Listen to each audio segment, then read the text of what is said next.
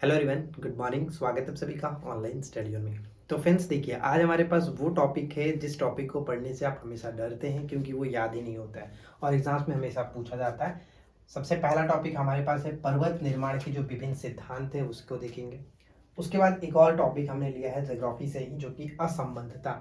ठीक है, असंबंधता के नाम आप देख सकते हैं। इस तरह के पूछा जाता है कि किन के बीच होता है। मैं आपको बहुत अच्छे तरीके से याद भी करा दूंगा, तो पहले तो उसको साइड में रखते हैं। लेकिन सबसे पहले हम बात करते हैं हमारा पर्वत निर्माण के जो विभिन्न सिद्धांत है, वो हमेशा प्रश्न यहाँ से देखने को मिलता है।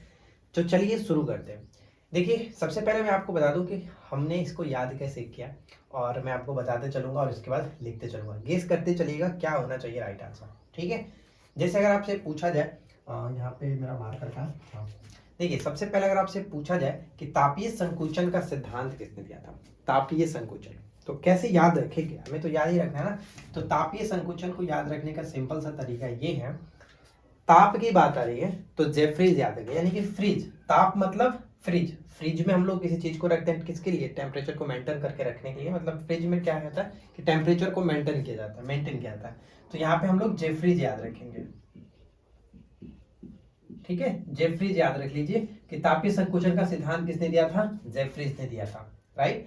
अब इसके बाद आता है सेकेंड पॉइंट हमारा है महाद्वीपीय विस्थापन। महाद्वीपीय विस्थापन तो विस्थापन और वेग दोनों साइंस की बात है। फिजिक्स में आपने पढ़ा होगा, जहां विस्थापन पढ़ते हैं वहां वेग पढ़ते हैं। तो विस्थापन और वेग, डिस्प्लेसमेंट और वेलोसिटी। तो वेगनर याद रखिएगा आप, वेगनर। ठीक है, वेगनर याद हो गया ना। यानी कि विस्थापन जब दिखे तो आप वेग समझ लीजिएगा कि विस्थापन और वेग हम दोनों एक साथ पढ़ते थे हमेशा से, तो ये दोनों एक साथ रहेगा, विस्थापन और वेगनर। अब थर्ड पॉइंट आता है हमारा महाद्वीपीय फिसलन का सिद्धांत किसने दिया।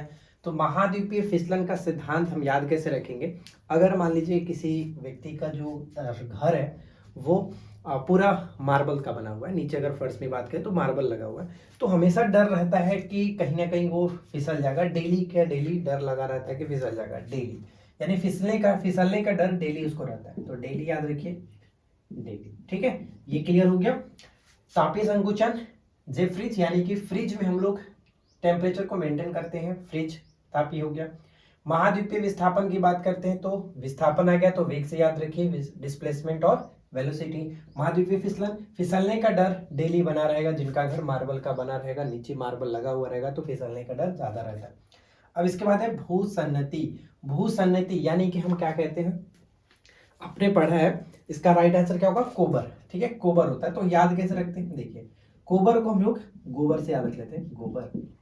देखिए भाई, आप ये मत कहना कि यार आप क्या क्या पढ़ा रहे हो, बस याद रखने के लिए बता रहा हूँ। गोबर याद लीजिए, कोबर मतलब गोबर। और गोबर भाई कहाँ पे रहता है, भूसन्नति यानी कि जमीन पर ही तो रहता है। भूसन्नति यानी कि सन्नति मतलब सना हुआ, जमीन पर सना हुआ रहता है। गांव में आपने देखा होगा, बताने की जरूरत नहीं है।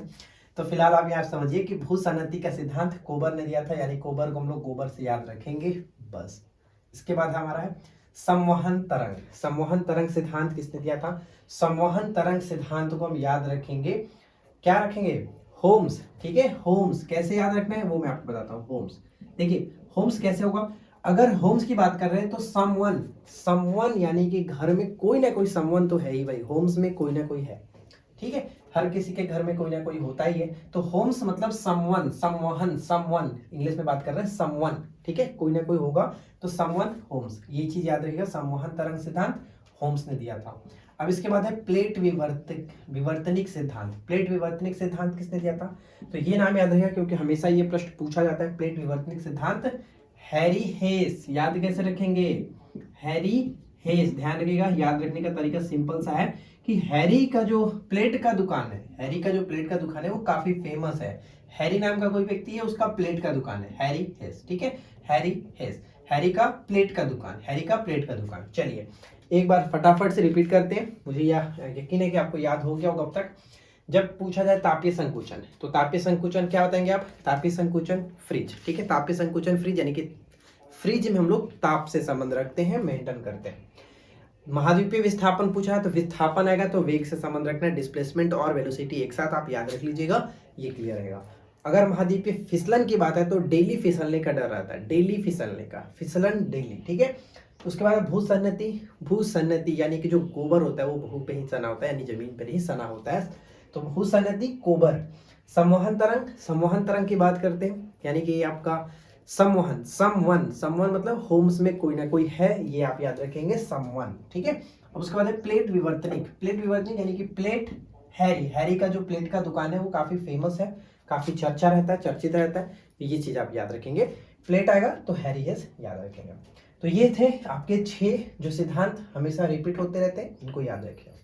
अब सबसे इंपॉर्टेंट जो टॉपिक है, यहाँ तक कोई दिक्कत नहीं। अगर आपको वीडियो अच्छा लगा तो प्लीज वीडियो को लाइक करिए, फ्रेंड के साथ शेयर करिए। चैनल पे पहली बार है तो नीचे का जो लाल बटन है, अब तो लाल नहीं रहा, उसको सब्सक्राइब कर लीजिएगा और नोटिफिकेशन बेल आइकन को ऑल पे सेट कर लीजिएगा, ठीक है। अब चलिए हम बात करते हैं इस सेकेंड टॉपिक के बारे में, जो कि असंबद्धता। देखिए मैंने आपको इसके बारे में ऑलरेडी नोट्स प्रोवाइड कराया हुआ है, और अगर आप इसको बहुत पहले से याद किए हैं तो बहुत अच्छी बात है, लेकिन फिर भी आज मैं आपको एक शॉर्ट तरीके से याद कराने की कोशिश करूंगा कि कौन से असमानता किनके किनके बीच होता है। इसको समझने से पहले हम आपको एक चीज समझाना चाहता हूँ, उस चीज को ध्यान दीजिएगा। जैसे हम जानते हैं कि पृथ्वी के जो भी अगर परत बाई परत है, जैसे सबसे पहले आपका ऊपर में क्रस्ट आता है, बीच में मेंटल, नीचे हमारा क्रूड आता है। ये चीज ध्यान रखिएगा। ऊपर में क्या होता है, ऊपर में सबसे पहले आपका भूपर पट्टी यानी कि क्रस्ट, ठीक है, क्रस्ट, ठीक है, क्रस्ट। फिर से हमारा क्या आता है, बीच में मेंटल, बीच में मेंटल आता है, जिसको हम एम लिख लेते हैं, एम मेंटल। और लास्ट में जो कि अंदर सबसे जो निचला यानी अंदर का जो परत होता है उसको क्या कहते हैं, क्रोड, ठीक है, क्रोड कहा जाता है, ठीक है, क्रोड कहा जाता है। तो ये चीज सबसे पहले समझ लीजिएगा कि ऊपर में क्रस्ट, बीच में मेंटल, नीचे आपका क्रोड होता है। उसके बाद हम इस चीज को समझेंगे। वैसे आप सभी को पता होगा, इसके बारे में बताने की जरूरत नहीं है। चलिए हम डायरेक्ट बढ़ते हैं इस पे। एक चीज मैं आपको बता दूं कि जब भी हम पृथ्वी के अंदर की तरफ जाते हैं, यानी कि भूपर पट्टी से लेकर के अगर हम क्रोड तक जाएंगे, तो सबसे पहला जो क्रम आपको देखने को मिलेगा यही क्रम है। क्रम आपको याद रखने का कि ऊपर में कोनराड असंबंधिता, उसके बाद मोहवेरिक जो होता है, मोहवेसी कहीं लिखता है, कहीं मोहवेरिक लिखता है, कहीं मोहो असंबंधता लिखता है, तो बस सबका एक ही है। उसके बाद है रेपेटी, गुटेनबर्ग और लास्ट में लेमन। सबसे पहले तो आपको इस क्रम को याद रखना है। सबसे पहले आपका कोनराड आएगा, उसके बाद हमारा आता है मोहिक, मोहो कह सकते हैं, उसके बाद रेपेटी, उसके बाद गुटेनबर्ग, लास्ट में आपका आता है, सबसे नीचे आता है आपका लेहमैन। तो ये आपको याद रखना है। लेहमैन वैसे भी याद रहेगा आपको कि जो ऊपर पट्टी में याद रखते हैं क्रोड, नीफे याद होगा आपको, नीफे यानी कि निकेल, सबसे निकेल और फेरस जो कि लास्ट में ही आता है सबसे नीचे, तो इस तरह से भी ले यानी कि लोहा से याद रखिए नीचे। ये तो उम्मीद करते हैं ये आपको समझ में आ गया होगा कि स्टार्टिंग कैसे करना है। इसी तरह से आपको नाम याद रखना है, क्योंकि यही क्रम होता है। अब हमें याद कैसे रखना है, क्वेश्चन आपसे ये नहीं पूछा था कि क्रम क्या है, क्वेश्चन आपसे ये पूछागा कि जो कोनराड असंबंधता है ये किनके किनके बीच। तो देखिए ये जो आप देख रहे हैं यूएनसी, ये स्टार्टिंग के जो लाइन लेटर देख रहे हैं यानी अक्षर जो देख रहे हैं, वो डिनोट करता है इस चीज को, ठीक है, इस चीज को डिनोट करता है, क्रस्ट, मेंटल, क्रोड। ये चीज ध्यान रखिएगा। क्रोड यानी कि कोर भी कह सकते हैं, कोई दिक्कत नहीं है, क्रोड याद रखिए। अब इसको हम समझते हैं। सबसे पहले अगर आपसे पूछा जाए कि कोनराड जो असंबंधता है वो किनके किनके बीच स्थित है, कोनराड असंबंधता किनके किनके बीच स्थित है, तो मैंने यहाँ पे लिखा है यूएनसी। देखिए यूएनसी आप मैंने इसलिए लिखा है ताकि आप सिंपल तरीके से याद रखो। यूएन का मतलब आपको पता है यूनाइटेड नेशन, और यहाँ पे सी मैंने और जोड़ दिया, यूनाइटेड नेशन कमीशन याद रखिए, यूनाइटेड नेशन कमेटी याद रखिए, कुछ भी बस आप याद रखना है। तो यहाँ पे यूएनसी जो आप देख रहे हैं इसको क्या कर सकते हैं इस तरह से, यानी कि दो के बीच होता है। सभी को पता है कि जो असमानता होता है दो के बीच होता है, दो के बीच मतलब एक क्रस्ट और मेटल के बीच, मेटल और क्रूड के बीच, इस तरह से पूछा जाता है। तो जो कोनराड असमानता है यूएनसी का मतलब, यू का मतलब ऊपरी क्रस्ट, ऊपरी क्रस्ट, और एन का मतलब निचली क्रस्ट।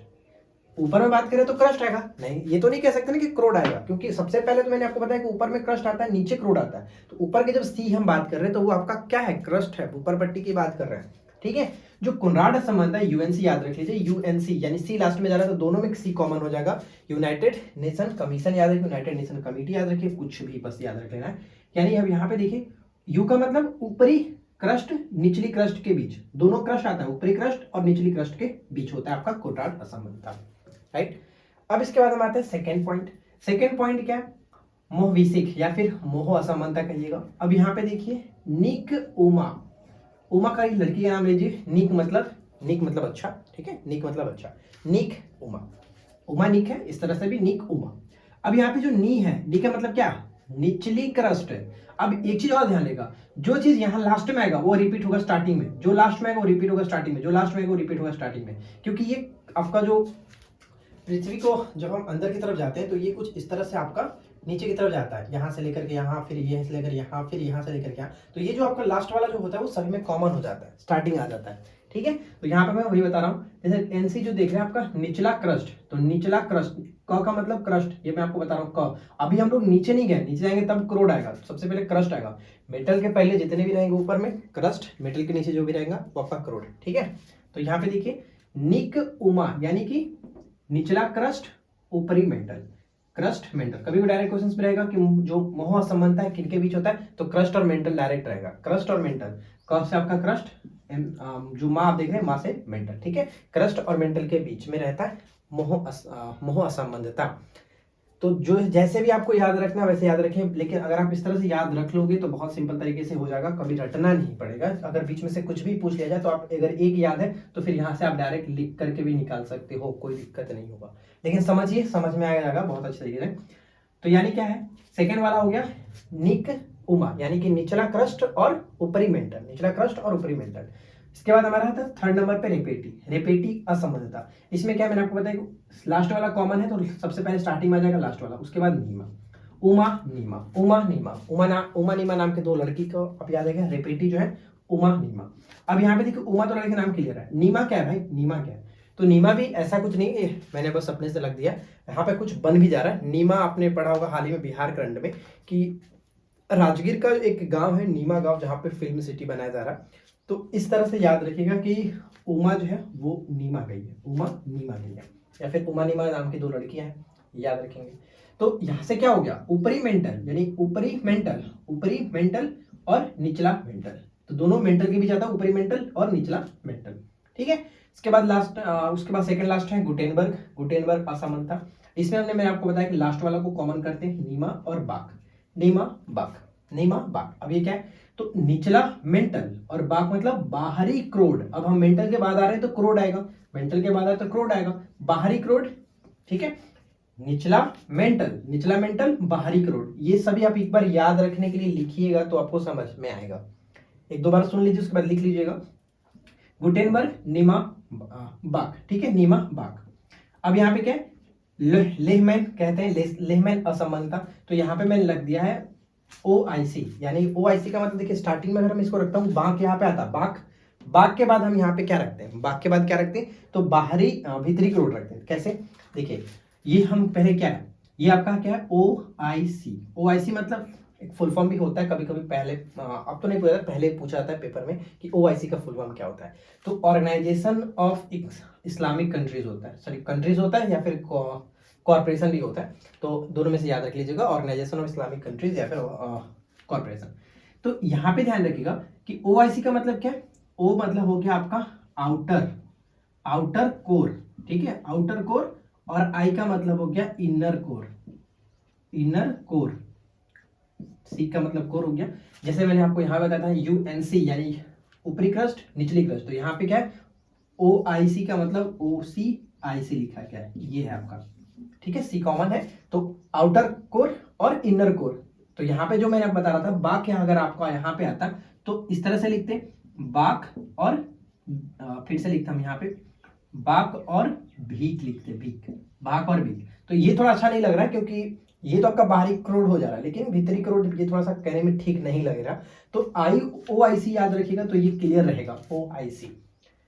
देखिए फ्रेंड्स, मुझे नहीं लगता है कि अगर आप इसको ध्यान से सुने होंगे तो कोई दिक्कत होगा, बहुत ही सिंपल तरीके से मैंने आपको बताया समझाया है। अगर ये आप थोड़ा सा लिख करके कॉपी पे एक दो बार अच्छे से समझेंगे तो बहुत ईजी याद हो जाएगा, क्योंकि ये इंपॉर्टेंट है इसलिए मैं आपको बताता हूँ। और हमारे वीडियो में जो भी चीज़ें बताई जाती है वो इंपॉर्टेंट ही होती है, एग्जाम्स के पॉइंट ऑफ व्यू से इंपॉर्टेंट ही होता है। तो मैं आपको ऐसे भी नहीं कह सकता हूँ कि नहीं आता तो छोड़ दो, क्योंकि पेपर में देखने को मिलता रहता है। तो ये आपको याद रखना है, क्योंकि क्या पता कि क्वेश्चंस पूछ लिया जाए और आप इसको थोड़ा सा मेहनत ना करने की वजह से छोड़ करके आ जाओ तो एक नंबर आपका चला जाएगा, मैं नहीं चाहता हूँ। तो एक बार आप इसको अच्छे से देख लीजिएगा, ठीक है। तो उम्मीद करते हैं कि ये दोनों टॉपिक आपका अच्छे तरीके से कवर हो गया होगा। वीडियो अगर आपको अच्छा लगा हो तो प्लीज़ इस वीडियो को अधिक से अधिक लाइक करें, फ्रेंड के साथ शेयर करें। चैनल पे पहली बार है तो सब्सक्राइब करके नोटिफिकेशन बेल आइकन को ऑल पे सेट कर लीजिए। और इससे पहले के बाकी अगर आप वीडियो को नहीं देखें तो पीछे के वीडियोस को देख लीजिए, प्लेलिस्ट में जाकर चेकआउट कर सकते हैं। चलिए फ्रेंड्स, मिलते हैं नेक्स्ट क्लास में। Thanks for watching.